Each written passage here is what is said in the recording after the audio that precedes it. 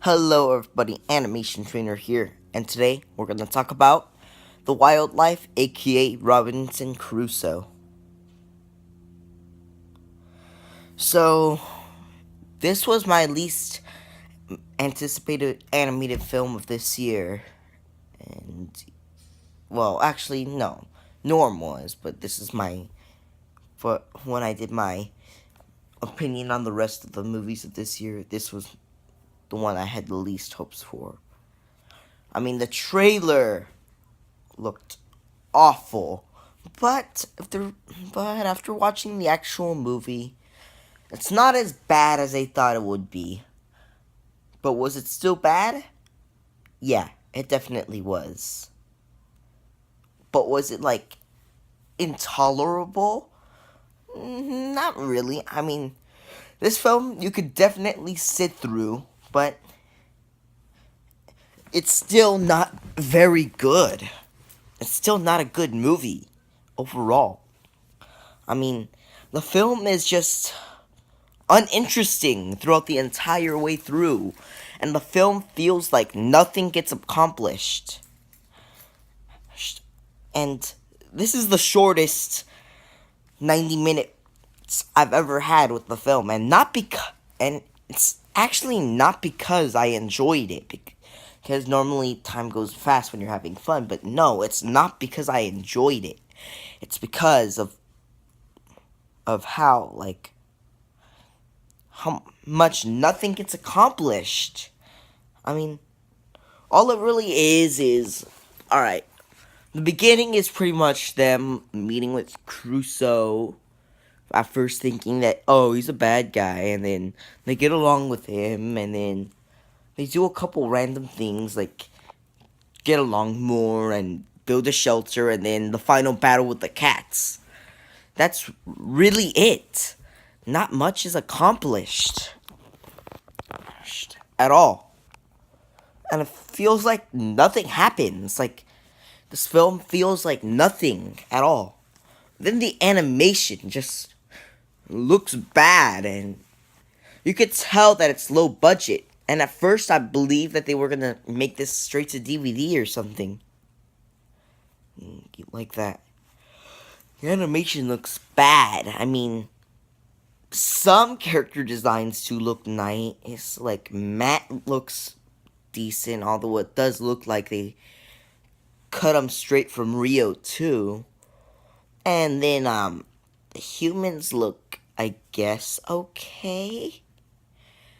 But it's no excuse for the other animals. They just don't look very nice at all. And it doesn't help that the island feels rather barren. And yeah. And another thing with the animation is, well, action scenes. All I really feel is them just running around. And that's it. Nothing too interesting. And plus, they like overusing the same things. Like, oh, we're being chased. We run around for a little bit. And then we burn something. Yeah. And then the character animation just doesn't feel right either. And I could see this trying to be like the real world where the animals do real things, but it just doesn't look like that. I mean, it feels too cartoony for that.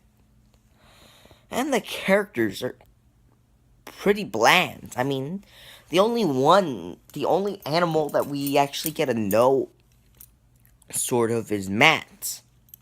The other animals just are there so that there's more animals to talk to. And I forgot her name because the movie's so forgettable. That other bird doesn't really do much either. Yeah. And then this movie is just nothing. I mean, it's not extremely boring like Ratchet and Clank, but the movie's still not going to be interesting if nothing happens, you know? I'm just glad that nothing stupid is in this film with where it's just about a bunch of animals doing a bunch of stupid things like an Ice Age collision course. And then another main complaint I have with the film, which caused me to think that this movie was going to be terrible once I started watching it, was the voice acting. The voice acting is just, it does not fit in with the characters. Like, some of the voice acting, it sounds way too high-pitched or squeaky. And it doesn't fit at all. Yeah. And I actually looked at all the actors, like, background, like, to see what other movies they played in, and most of the actors have barely even been in other movies. Like, even for, like, two of the actors, The Wildlife was, like, the first, like, theatrical movie that they played in. And some had 3, and then I believe 2 had a lot of movies that they were in, but all were said to be garbage. And only 1 got a fresh tomato rating on Rotten Tomatoes. Yeah. But overall, I'm gonna give this a 4 out of 10. And some may think that I'm being a little harsh to this movie, but yeah, I guess I kind of am. But I mean, Ratchet and Clank, while it is boring, it at least has good animation here. The animation is bad. And looks like it was meant for straight to DVD. And then, as for Ice Age Collision Course, I'd definitely watch this over Ice Age. I mean, sure, the animation looks nicer in Ice Age Collision Course. And they do have maybe a little bit of laughs from Buck. But there isn't really stuff in Ice Age Collision Course that I'd want to watch it for, because it's pretty much comparing a uninteresting movie to an intolerable movie. So yeah. Well, thanks for watching, and I'll see you guys in the next episode. So goodbye.